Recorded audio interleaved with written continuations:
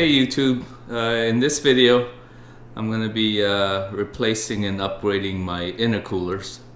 I got the 997.2 which is the same as the GT2 RS Intercooler online.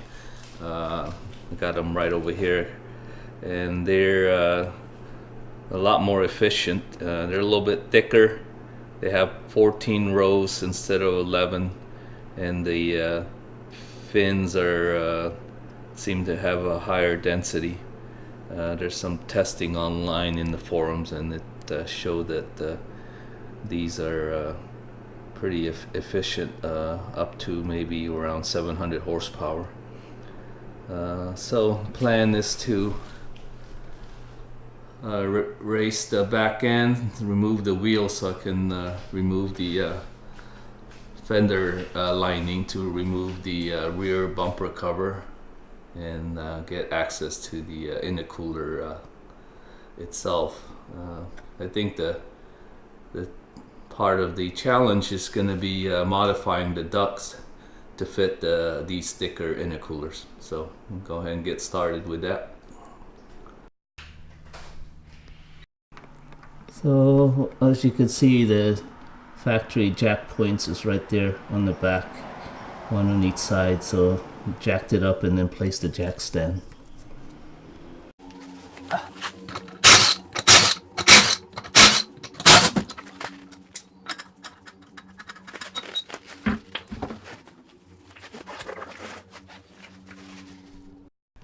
Okay, next I'm going to remove the two tail lights. There's a couple of T25 torque screws, and then this should just slide out, and of course there's a wiring harness you have to disconnect. Okay, next I'm going to remove the fender cover. There are, looks like, about 5 T25 screws all around, so just remove them. Okay, as you can see, I got the rear fender cover removed, and just wanted to show you what it looks like. There's the intercooler there, and of course there's the hose, and that's the duct we'll have to modify to make it fit. And next is I'm going to remove the rear bumper cover. Okay, I started removing the screws. There are 4 T25 screws on top there.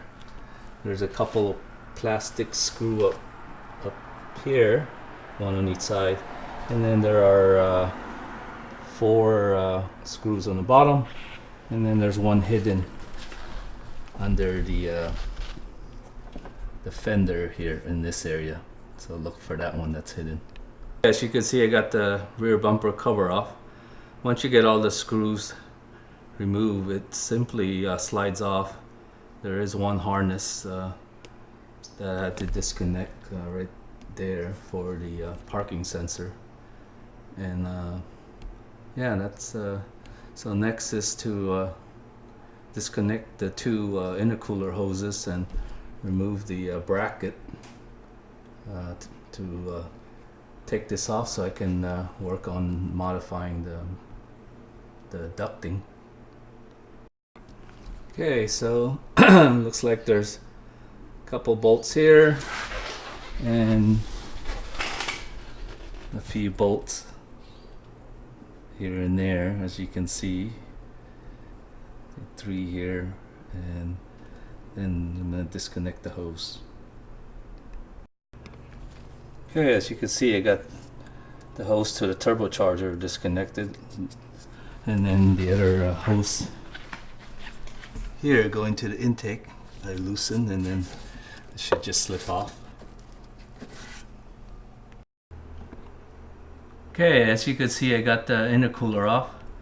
I had to kind of finagle it out, and then there were a few screws I forgot to remove, where the to the heat shield. There's 2 on the bottom, I think, and 1 on the side, and then just slide it off.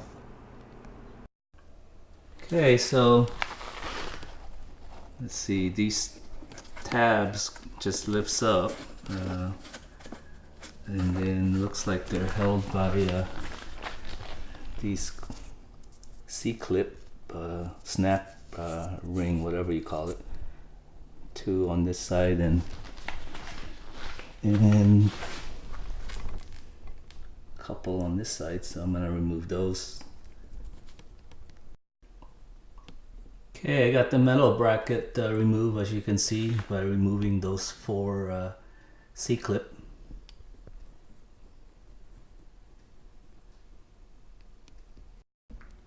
Okay, as you can see, I got part of the duct removed. Just those 6 plastic snaps, 3 on the top, 3 on the bottom, and they just lift up. Okay, so the next step is going to be a little bit tricky. You got a few options, but since these intercoolers are a little thicker, I'm going to start by trimming this piece on both ends, and then got a few options after that. I'm not quite sure which way I'm going to go. You can cut notches here and use zip tie to make it work. The other option is to cut this in half and extend it with a aluminum strip. And then there's a third option where I can cut this further, where I could use these factory tabs. So I'm not quite sure which option yet. So I just use a knife and to cut this both ends off. It's pretty easy. These plastic are pretty soft. Okay, so I trimmed the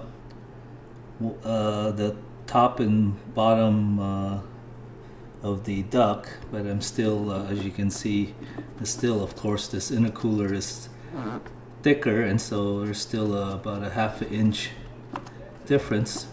So I could extend this, or use zip ties, or do more trimming, including trimming these aluminum lip you see here on the intercooler, and on both sides, and get it to fit without extending these tabs. But will require a lot more trimming, including trimming these sheet metal. So as you can see, I got one side cut using these tin snip.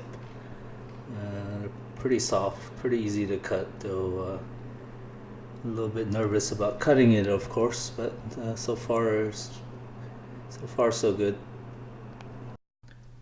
Okay, as you can see, I got it to almost to fit. I got the center one snapped in. I did a lot of trimming for it to be able to fit without doing the zip tie or the extension. I had to trim the corners, as you could see there, on all the corners, and then I just used a utility knife, and I didn't have to use any drill or Dremel tool, and I did have to snip using these tin snip cutter to cut the lip of the intercooler. They're soft aluminum, so they're easy enough to cut. Okay, so I went to Home Depot and got these weather stripping. It's optional, but I decided to use it. So I put these on the ends, and I'm planning to put these on this side, both sides. Okay, I got one side done finally. I did use some of the weather stripping. Some I had to remove because it was so tight.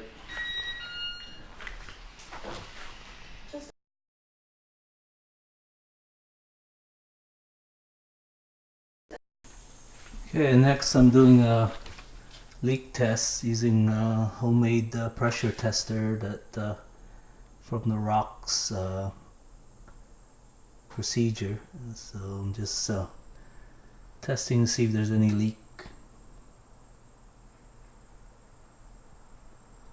So far so good.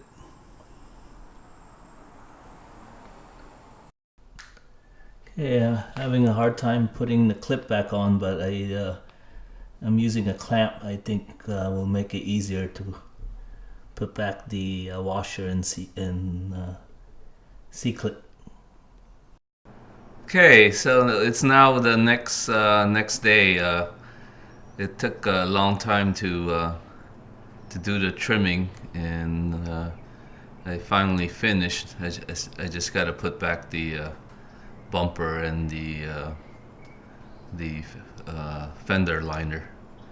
As you can see, I was able to fit the duct without extending or using zip ties, but I did have to do a lot of cutting. As you can see, the corners and the intercooler, I had to use tin snip to cut it, so it did take a lot more work, I think, and I'm not so sure if I would do this again, because it was just a lot of work, and didn't feel good cutting into the intercooler. So anyway, it's all done, and I guess it's looks like it's gonna work pretty good.